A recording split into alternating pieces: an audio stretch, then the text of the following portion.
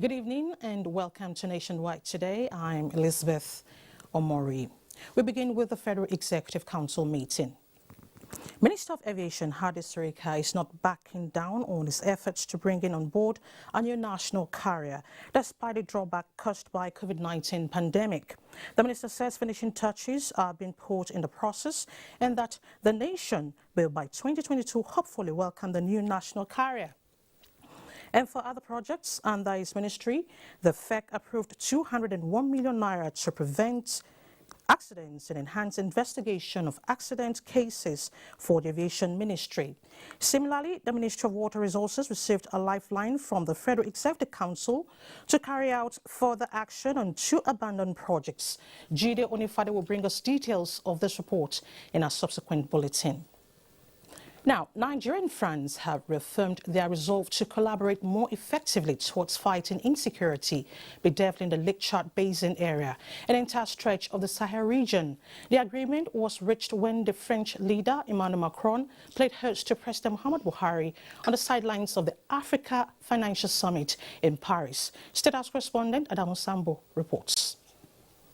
During the high-level talks held behind closed doors, President Emmanuel Macron pledged the steadfast support of the French government for Nigeria and its people as they confront the security challenges facing the country. He said France will absolutely be there on the side of Nigeria and it is willing to support with everything to assist the country to overcome the security threats. President Macron congratulated him on being able to weather some very difficult storms and committed France to support Nigeria with the in its security challenges and also to cooperate in any areas that that Nigeria might wish for greater cooperation with France. The French leader also promised to assist Nigeria in confronting the challenges faced with COVID-19 vaccines. President Muhammadu Buhari at the meeting outlined the challenges facing Nigeria as well as its neighbors and explained steps taken so far to reignite the response to the situation, which he said included the appointment of the new service chiefs. Nigeria is going to be organizing a summit on Chad just to ensure that there is stability in that country which borders Nigeria. And of course the security challenges that we're facing and you know how that also impacts, he pointed out, on food security in Nigeria and some of the measures that he had taken with regards to that, the closure of the border and other measures to ensure food security. Mr. President also you know, emphasized the need for education, that beyond the fighting some of the root causes as education and jobs, and so that was a priority for him. The president expressed the willingness of Nigeria to work with France and all international partners towards bringing to an end the security challenges. The Nigerian leader thanked President Macron for agreeing to intensify the existing partnership with Nigeria. From Paris, France, Adamu Sambo, NTA News. To energy and investment, Vice President Yemi Osinbajo has observed that while investment in fossils have been sustained in wealthier countries, banning gas investments in developing nations raises questions around equity, justice and inclusion as the global community approaches the next net zero emission target of 2050, stressing that a just, equitable and inclusive global energy transition, especially for developing economies, is an imperative. Vice President Yemi Osinbajo spoke at the 7th annual New York-based Columbia University Global Energy Summit held virtually, which focused on shaping current energy system, what is ahead for energy policy, energy markets, geopolitics, technology and efforts to reduce emissions while addressing climate change. Pathways to reaching net zero by 2050 have to include first ending energy poverty by 2030.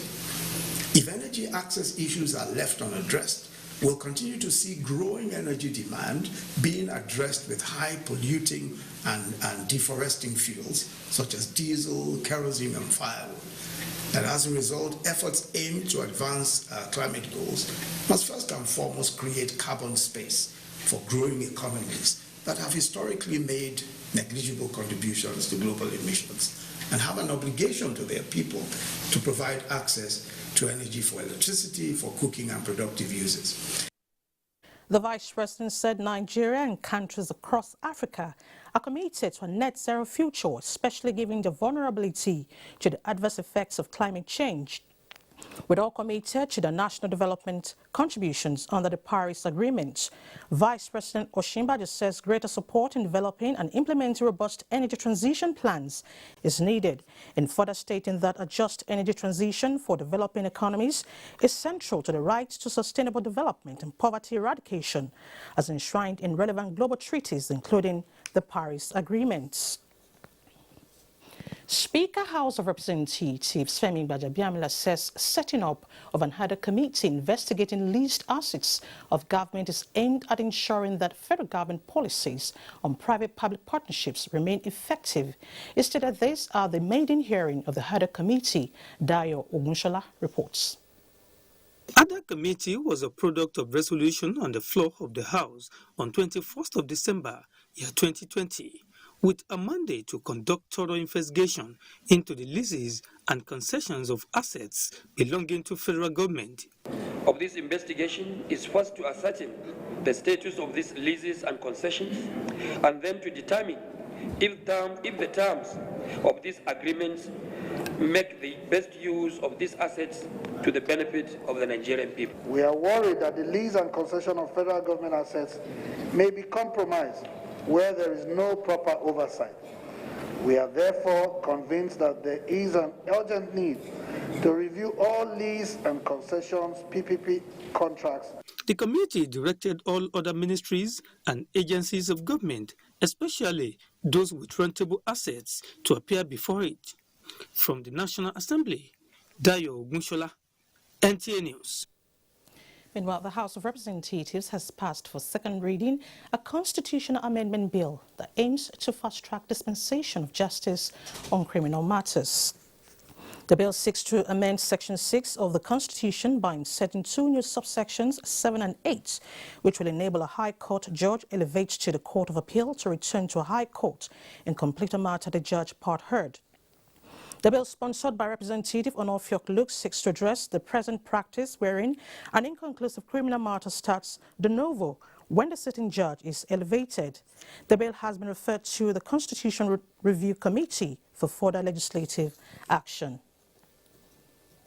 In a bid to diversify the nation's economy from its dependence on oil, the Director General, Nigerian Maritime and Safety Agency, NIMASA, Dr. Bashir Jami, is seeking the collaboration of the coastal states across the country to key into the blue economy.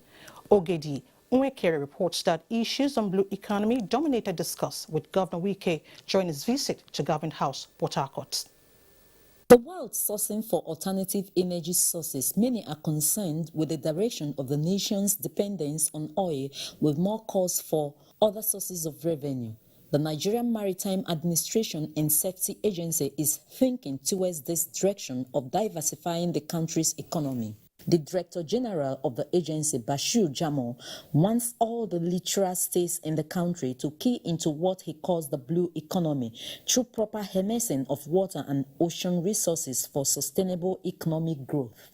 We have to create awareness of these resources and the potential benefit of these ocean resources as well as encourage investment in this area.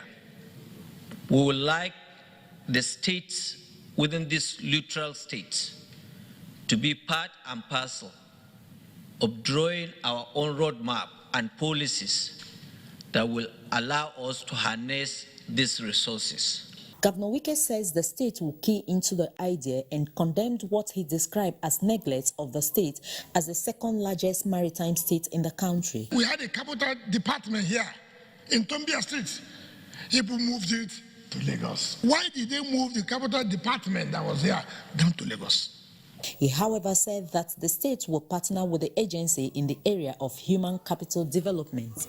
In Port Harcourt, Ogedinyekwere, NTA News.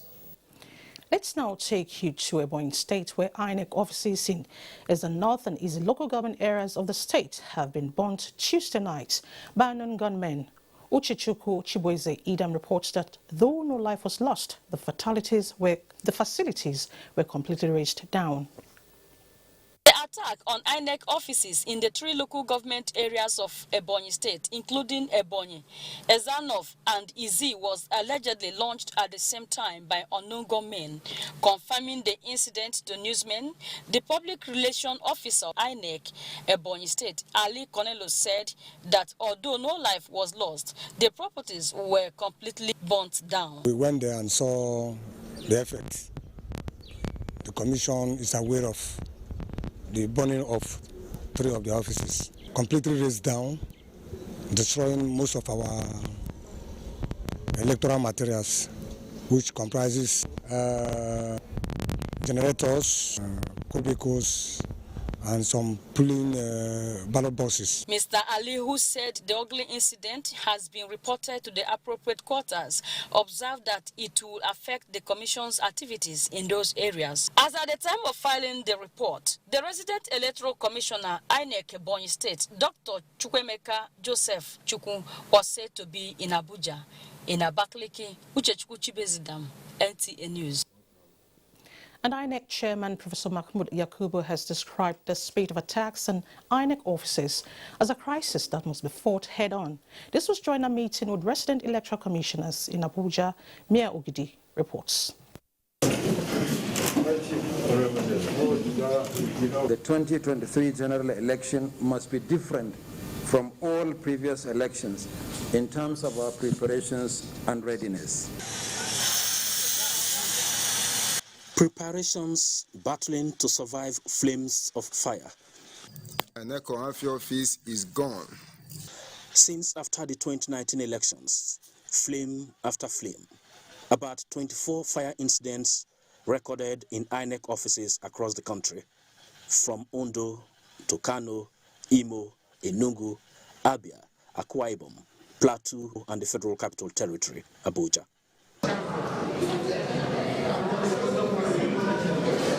A call for worry, so a meeting is summoned, but all waited a while at the door of the venue for a security sweep.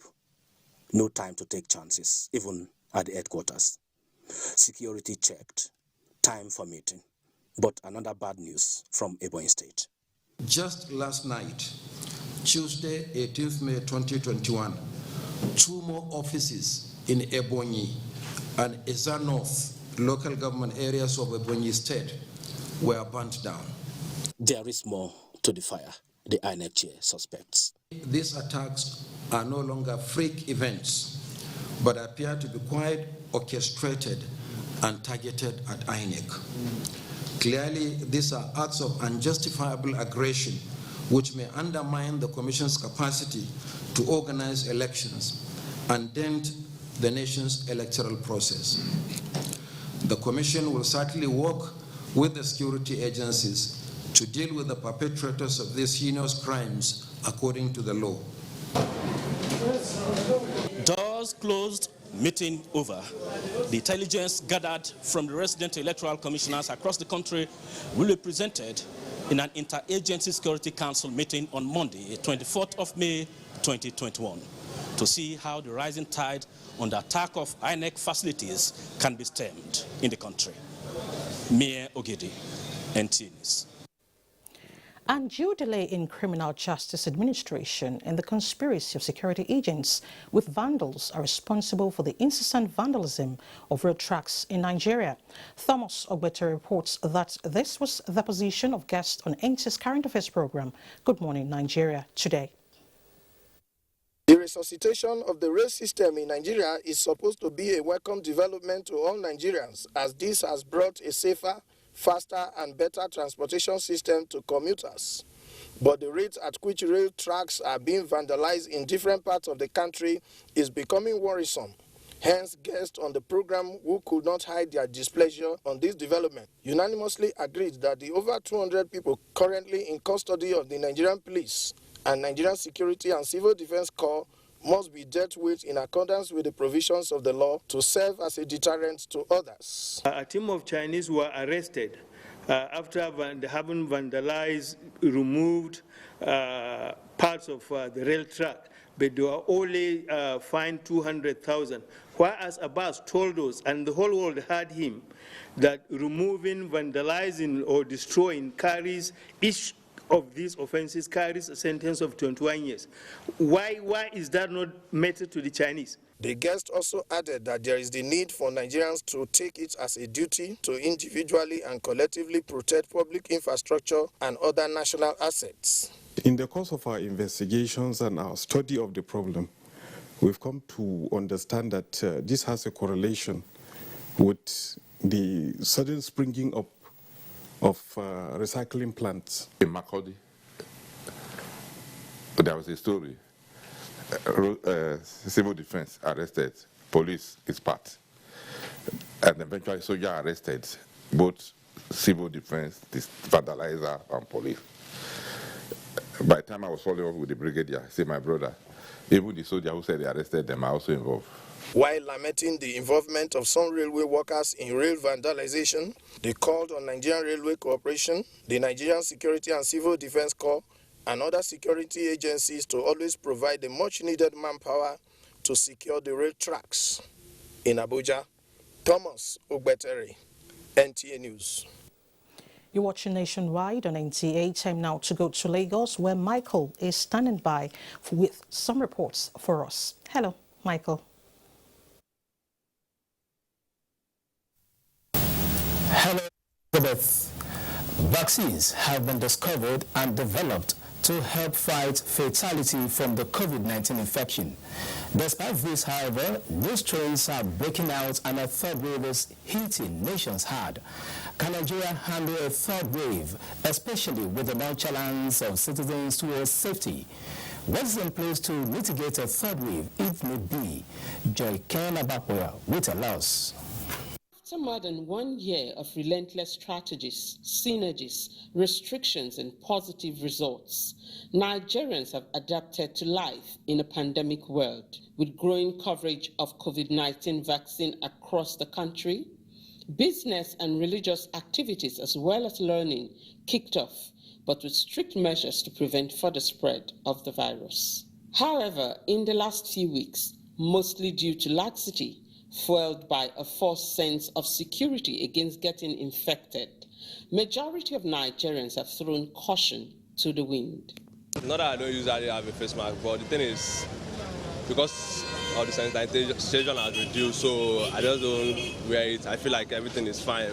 Well, the airwaves are charged with news of new strains of the COVID-19 virus ravishing nations and a third wave lurking around. This is not the time to be anxious, but it is time for us to keep to all the protocols of COVID-19 prevention that have been rolled out by the experts. Lagos State is determined to rescue the nation from the impact of a third wave of the virus. We are preparing and building resilience, first of all, to ensure that we make it very difficult for a mutant or new strain virus to enter Lagos.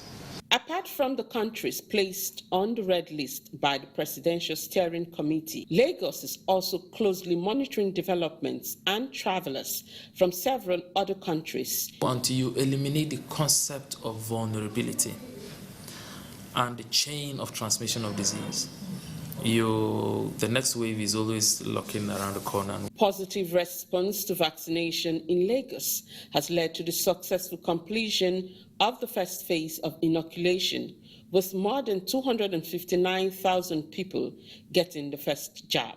We're also going to be tracking whether those who have received the vaccine are still able to contract the virus, and if they do, what is the clinical outcome of you contracting the virus after you've been vaccinated? For those waiting in line to take the shot, Lagos State has taken delivery of another batch of 57,000 doses of the AstraZeneca vaccine from the federal government. In Lagos, Joy Ken Abakuya. Safeguarding maritime security in the Gulf of Guinea is a shared responsibility between national, regional, and international maritime players. These and many other factors formed the nucleus of discussion on developing maritime security culture in the Gulf of Guinea held in Lagos. Olumide Oguntola reports. Available data by the International Maritime Bureau in the year 2020 indicates that the Gulf of Guinea, which borders more than 3,700 miles of West African coast between Guinea and Angola, accounts for 90% of maritime kidnappings in the world. Prior to this period, several efforts had been made by authorities concerned to stem this tide and other crimes in the maritime sector.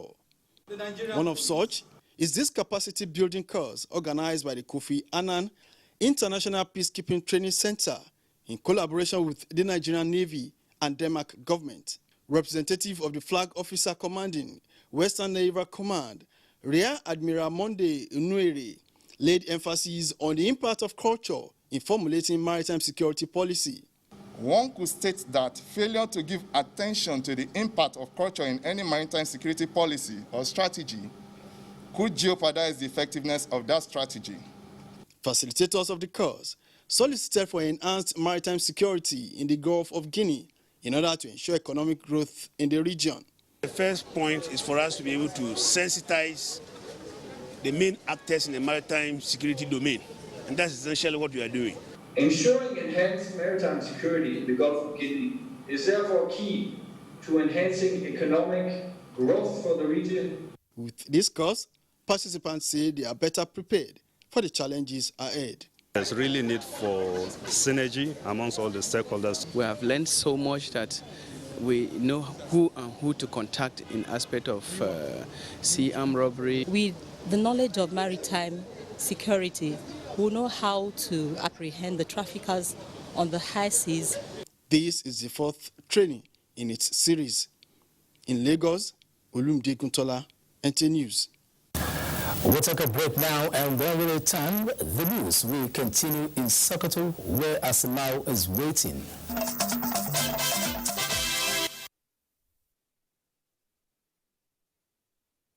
Welcome to Sokoto on Nationwide. The United States of America has invested about $122 million under the Memorandum of Understanding with Sokoto State Government from 2015 to date. This came to the fore when the U.S. Ambassador to Nigeria, Mary Beth Leonard, paid courtesy visit on Governor Aminu Waziri Tambol at Government House, Sokoto. Dalhat Abdullahi has the report. The visit offered an opportunity for the American ambassador to discuss with the Sokoto State Governor on the U.S. support programs. The areas of concern under the MOU focused on increased access to quality education, agricultural services, effective healthcare delivery, including COVID-19 pandemic, and nutrition for children, as well as security. Sokoto State has been benefiting from the collaboration with the U.S. government through many platforms and interventions. The visit by the will deepen the already existing cordial relationship between U.S. and the Sokoto State government. We're very proud that since 2015, for example, USAID has invested $122 million in the health sector in Sokoto. We have a memorandum of understanding that we're hoping to expand, that we're currently expanding to more general primary health care as opposed to just the inoculations that were its first emphasis of focus. We're looking forward to greater and deeper collaboration with the U.S. government and its agencies in Nigeria, especially in human capital development and more collaborations in general education of the citizens and empowerment of our women and youth. The American ambassador also had an interactive session with some selected journalists where issues of security in Nigeria dominated the discussions. In Sokoto, Dalat Abdullahi, NTA News. The keys to open the doors of solutions to the nation's problems are in the hands of Nigerians. Sultan Muhammad Saad Abubakar stated this when he received on courtesy call the Pro-Chancellor University of Ibadan, Chief John Odigi Onyegun. Sheikh Muhammad Detti completes the report. The Pro-Chancellor, Chairman of Council and former National Chairman All Progressives Congress was appointed by President Muhammadu Buhari April this year. Chief Odigi Onyegun said since then he has been looking for a chance to meet his Chancellor, the Sultan, to chant the way forward.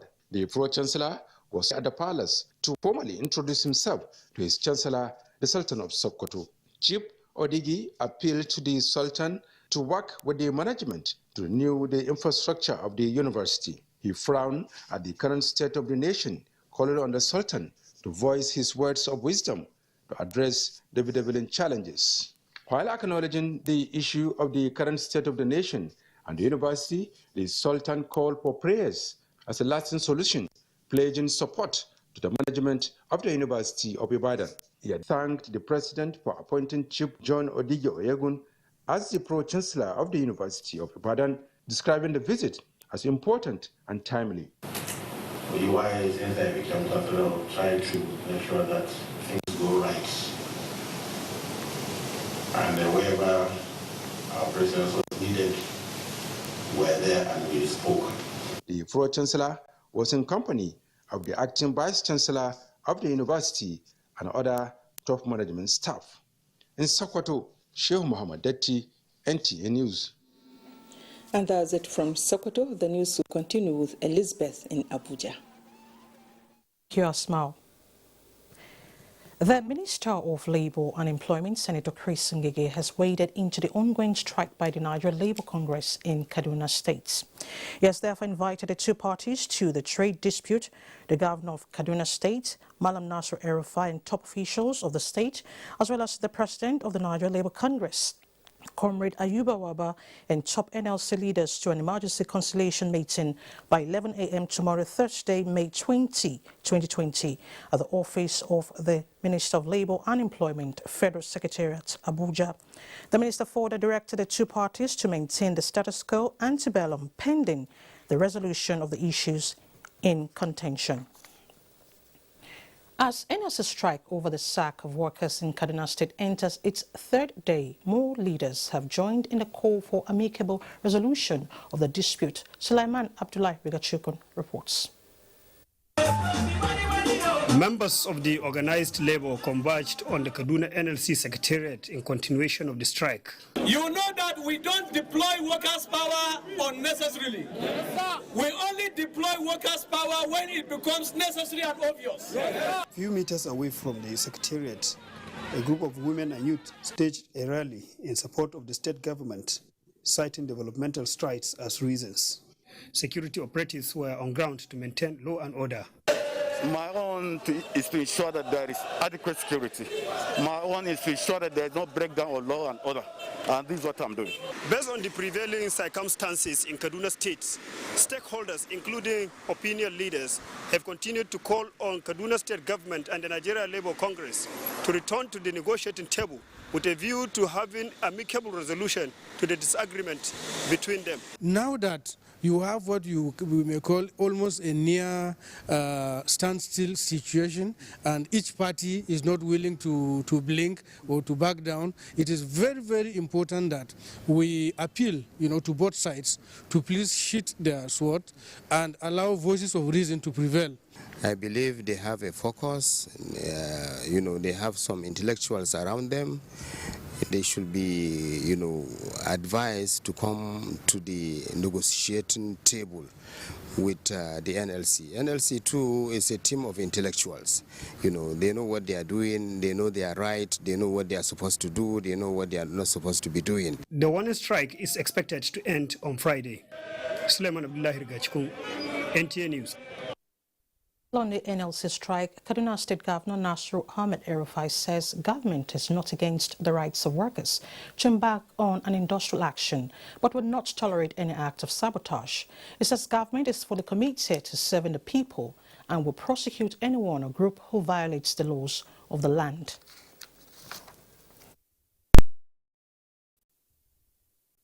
There are efforts to prevent legitimate businesses to open. There are efforts to prevent banks from opening, petroleum stations from dispensing fuel. This is totally criminal and illegal, and we are going to take action. We are making efforts to provide security for all businesses that wish to remain open. We are not against the right to strike. You're free to strike, but walk away from your institution and allow it to function without you.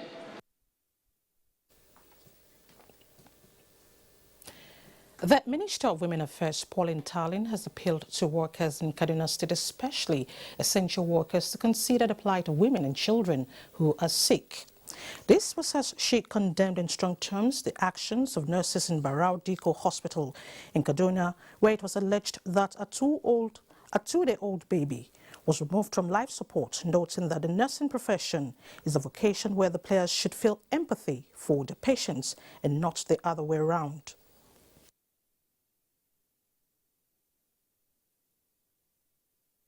Caregivers should remember that they go into that profession to protect life, not to destroy.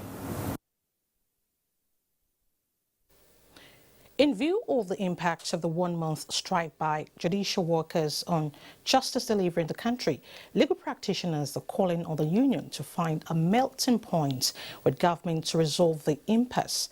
Clement Barrick reports that some of the lawyers in Uyo are seeking. Since April 6, 2021, this entrance has remained closed due to the indefinite strike by the Judiciary Staff Union of Nigeria. This situation is the same across the country. The industrial action has not only crippled administrative activities in court, but private legal practitioners are not finding the situation funny. It has dragged us back by more than 5 years. In the next 50 years, the files at the Supreme Court will not, if you don't have new files, the current files at the Supreme Court will not be exhausted, except they just keep striking out. So they can stay for the next 1 year without resuming work because they're still paying them salary. They are not the ones suffering. So the impact is really on the practitioners who use the courts as the means to express their labor, and the litigants who wants their rights determined. Justice delivery may have been on standstill for about a month, but the respondents believe these can be addressed through the right political will. Get garnishee proceedings on board. Seize the monies accruable to states. If powers are separated constitutionally, then these offices should be allowed to function in line with the constitutional separation of powers. That's my take. The union members had downed their tools to press home their call for financial autonomy of the third tier of government. In Uyo, Clement Barikui, NTA News. The National Executive Council of Trade Union Congress of Nigeria has cleared the air on the much-publicized visit to the head of service of Kaduna State by the union, saying it was not designed by any means to undermine the industrial action by NLC, nor was it meant as a solidarity visit to the state government. This is contained in a communique after an emergency virtual meeting on the ongoing worker strike in Kaduna, presided by the TUC President, Komikori Olale. The meeting also emphasized that NLC and TUC are united in arms against exploitation, oppression, victimization, and all acts that enslaves the Nigerian worker. The Congress reassured workers and the general public that labor unity has not been compromised, other than that TUC is in solidarity with the NLC on the strike in Kaduna and looks forward to its early amicable resolution. Let's now head to Enugu, where Mina is standing by. Hello, Mina. Hello, Elizabeth. Good evening and welcome to Enugu. Over 2 million women under childbearing age and children are targeted as recipients of various primary health care services in the ongoing maternal, newborn, and child health week in Enugu State. Wife of the state governor, Mrs. Monica Ugwai, while flagging off the exercise, urged mothers to take the program seriously in the interest of their babies and the society. Susan Eze has details. At this event, to flag off the Maternal, Newborn and Child Health Week, stakeholders are grateful for the commitment of the state government to the primary health care delivery system and to the pet project of the governor's wife, Ugo Touch of Life Foundation, for their support. And there will be no effective intervention without primary health care under one roof. I want to encourage our mothers, our caregivers, to make use of this opportunity to partake of these free primary health services that will be brought to their, to their own front doors. For greater efficiency, over 1,198 primary health care workers have been trained, especially in the face of COVID-19 vaccination. The governor's wife advised women on the importance of babies' nutrition and consistency with the routine immunization. The child nutrition is very, very important. We need to take care of our children, we need to take care of ourselves, and the little ones around. Let's make sure their vaccines are up to date. The exercise, which began on Monday, the 17th of May, will last till Friday, the 21st of May, 2021. It will render services such as immunization for children, antenatal care, family planning, among others. In Enugu, Susan Eze, NTA News. As Nigerians contend with the present economic reality and an inflectionary trend that has affected economic life, Chika Ugu in this report examines efforts by Enugu State government to improve on the standard of living of the residents of Enugu State. Over the years, the economic fortune of Enugu State has evolved into a major center for coal and iron ore mining, to agriculture as a